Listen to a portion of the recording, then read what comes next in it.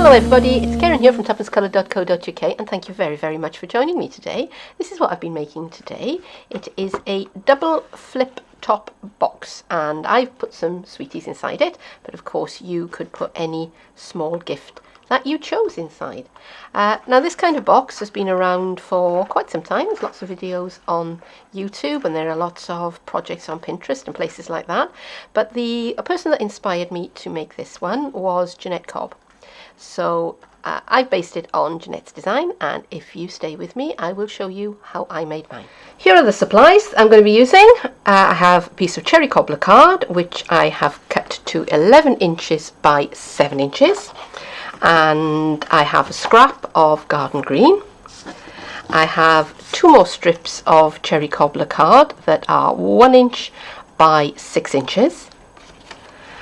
And I have some pieces of the This Christmas Specialty Designer Series paper, and I've got 2 pieces that are 1 3/4 by 2 3/4, and I've got some strips that are 3/4 of an inch wide.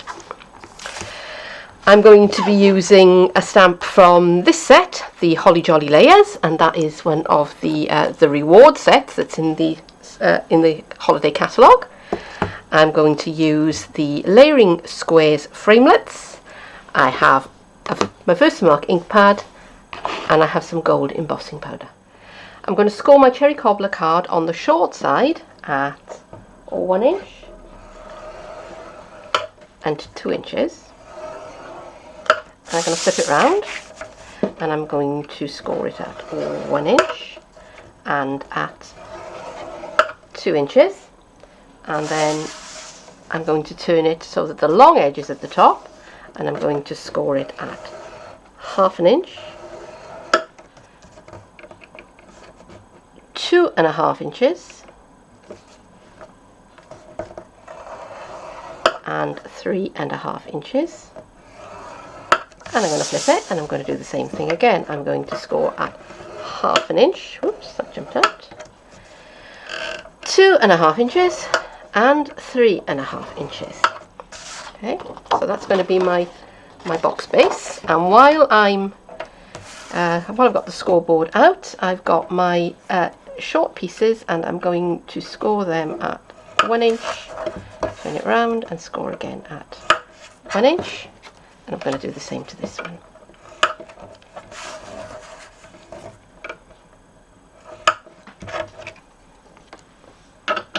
Next, I'm going to burnish all of those folds.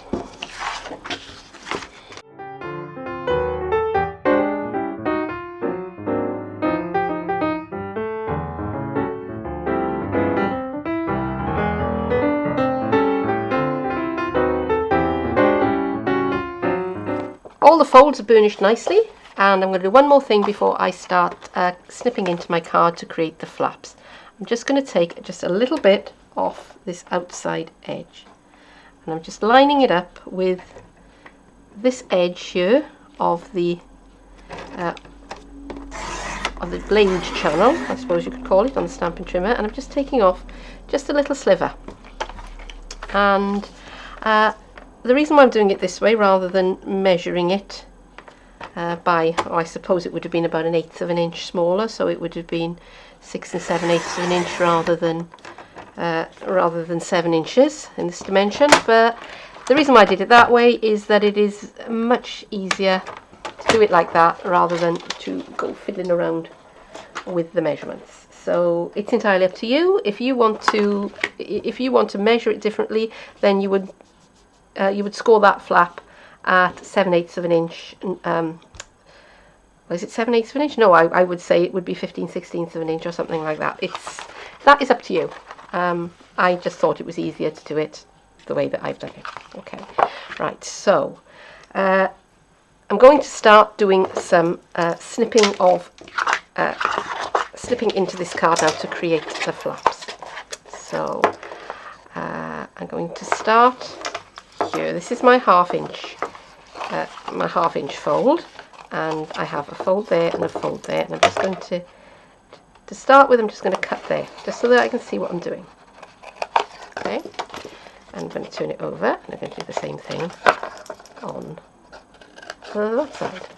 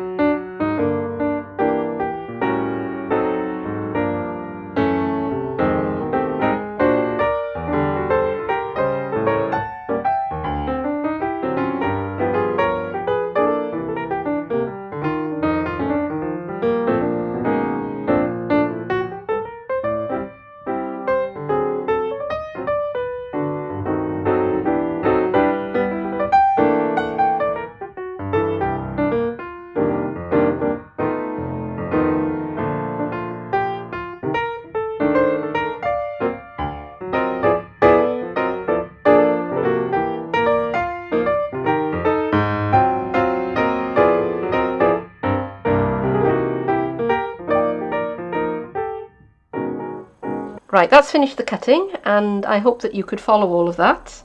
But if you couldn't, don't worry, because all the measurements and the cutting diagram will be on my blog, and there will be a link directly to this project in the more information box below. So now I'm going to start putting this box together, and I'm going to start with some fast fuse, I think. So let me bring in my silicone mat. So I'm going to start with this end flap here, and I'm just going to fold that over. And the reason why I've designed this box this way, so that the end flap folds over, is because when the two edges meet, I want a nice smooth edge and a nice folded, finished look to it. And a folded edge looks much more finished than just a cut one. That's what I think anyway. Right, okay. Now before I go any further, I'm going to bring in my pieces of DSP, and I'm going to decorate these two top flaps, because I don't think I'll cut that too long. Just bear with me 1 second while I trim these down, because they should be 1 3/4 inches by 2 3/4 inches, and I think I've actually cut them to just almost 3 1/4, which is way too big. Okay. Right, so let me just try those, and that's a much better fit now. Right. So I think I'll use fast fuse for this, just in case it goes a bit wrong. It's easier to manage than if I've used fast fuse. Snail is just a little bit more forgiving. Which way around are these going? Is that going that way, or is that's going that way?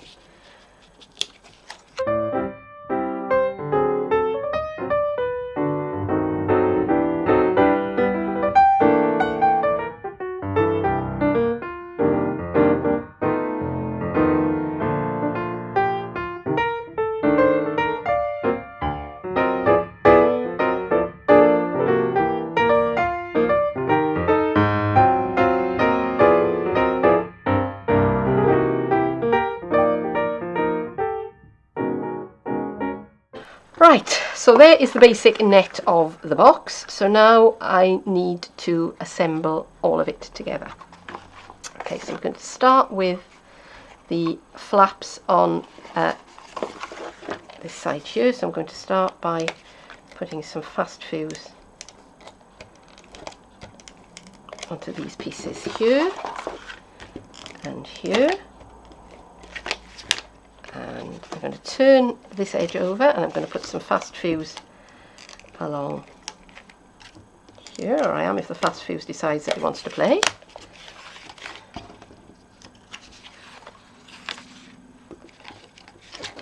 Again, along the inside there,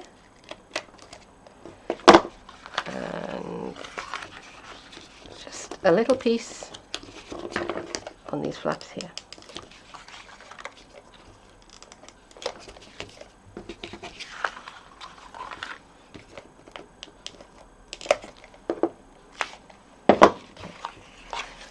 So that goes in there like that, and that tucks inside like that.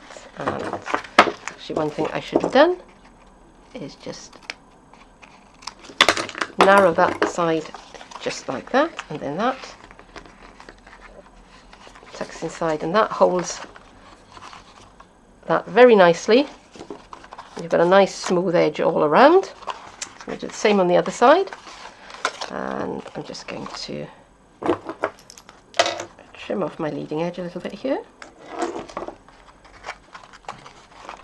fold that in,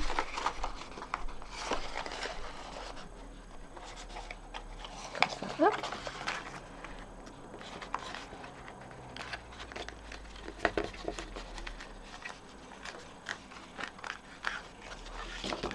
yeah, that's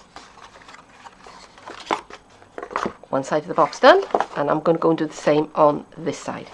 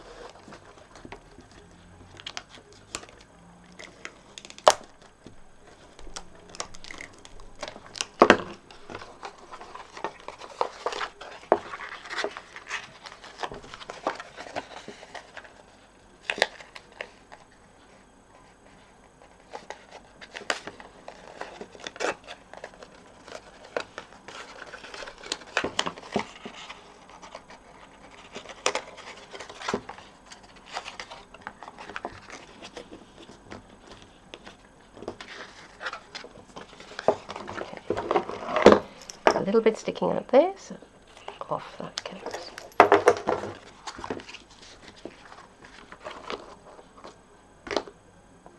To finish the box construction, I've got my two 1-inch wide pieces of cherry cobbler that we scored at 1 inch from either end, and I'm not sure whether I told you the right size, but they are 5 inches by 1 inch, and I'm just going to cut a little bit away from either end.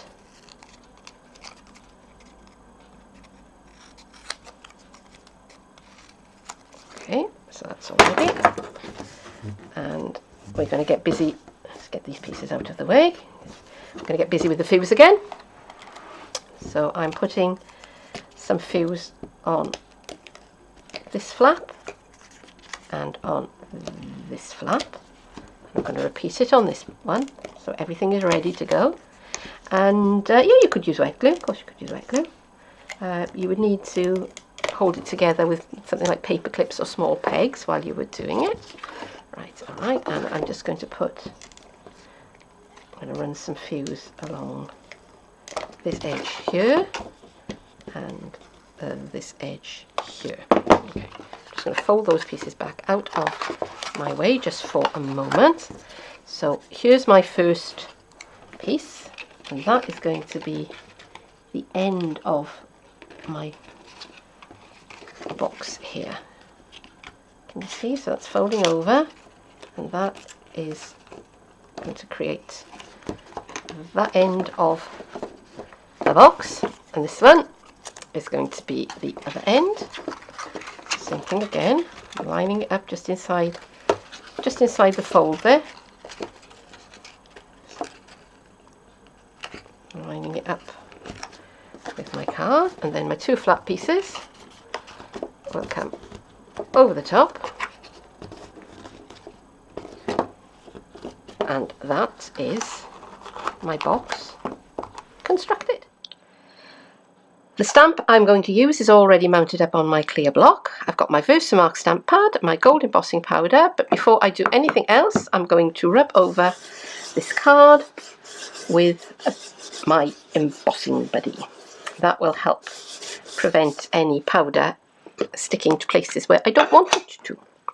So I'm going to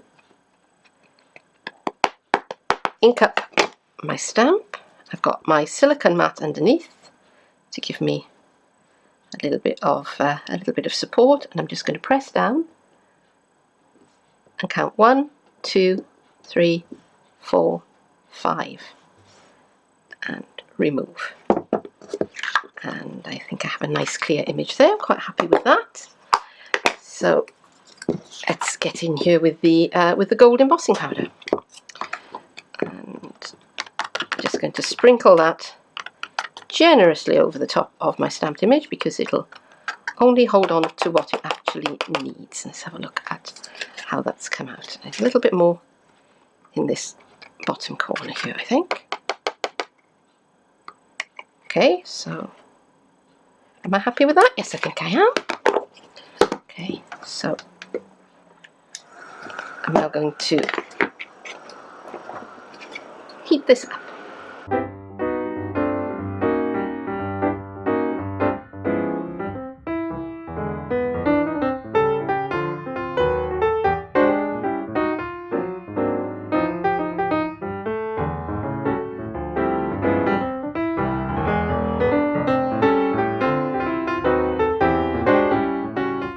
And I've just taken that over to the Big Shot and cut it out with one of the layering squares framelets. So that's ready now to go onto the top of my box. The box holds itself closed very well, but just to be doubly sure, I'm going to put a magnetic closure on it. So I have my stamped panel and I have 2 magnets here. Now these happen to be craft magnets that I had in my stash. Normally I use neodymium magnets, which I buy from places on eBay, and I'll put a link underneath this video. And the place that I use, I think it's called Guy's Magnets, and they do ship internationally. They do ship worldwide. So I'm going to begin with, I think I'm going to put a couple of dimensionals onto the back of this, and I'm only putting them on this side. Alright, I'm going to be very, very careful to make sure that I don't put any on that side, because I don't want them there. So let's take off the backing, and I don't know why I did that, because I don't need to do that just yet, so I'll put the backing back on. And I'm going to take one of these 2 magnets, doesn't matter which. This one is got is showing me the positive face up. Now it does have an adhesive on it. I'm not going to trust that 100%. I'm going to add a glue dot as well, again just to make absolutely sure. And I'm just sticking this onto the back panel. Okay, so now I can now remove the backing from the dimensionals, and I can center that where I want it, just like that. Alright, so now when I open it up, there's my magnet on the back of it. Now these magnets are quite powerful, and they can be too powerful. They will clash together. So I've got a piece of the garden green card that I used earlier on, and I'm just cutting out, and this is a 1/2 inch circle, and again with a glue dot onto the back of the magnet. That will go on top like that, and that just makes it just a little bit less magnetic. Right, now my second magnet, I'm going to put that on top of the first one. I'm going to take the backing off it. There we go. And again, I'm going to add some extra insurance in the shape of a glue dot onto the top of that. Now, if you were going to give this box to a child, I wouldn't use magnets. I would use something like like a Velcro. What they call it, hook and loop. That's the name. Okay. So that now will sit nicely there, and I'm going to punch out one more circle of card and glue dot on top of the magnet, card on top of the glue dot, and give it a push, and there I have a nice little magnetic closure on my box. And that's the finished, there is my finished box with its magnetic closure, and inside I've put some sweeties, happens to be Hershey's Kisses. But you could put whatever you chose in there. It would be a good size for, I don't know, some jewellery perhaps, or even be a good size for a pack of playing cards, so something like Top Trumps, I know those are still around, or Snap, Happy Families, those kinds of things. Nice little stocking filler gift. But that is it for today, and I do hope that you've enjoyed this video, and if so, please do give me a like, share, subscribe, leave me a comment, all of those good things. I will put the cutting diagram and the measurements on my blog, and once again, link is underneath there, as is a link for the supplier of the magnets I've used. But for now, thank you very much for joining me, and I hope you'll come back and join me again soon. Bye bye.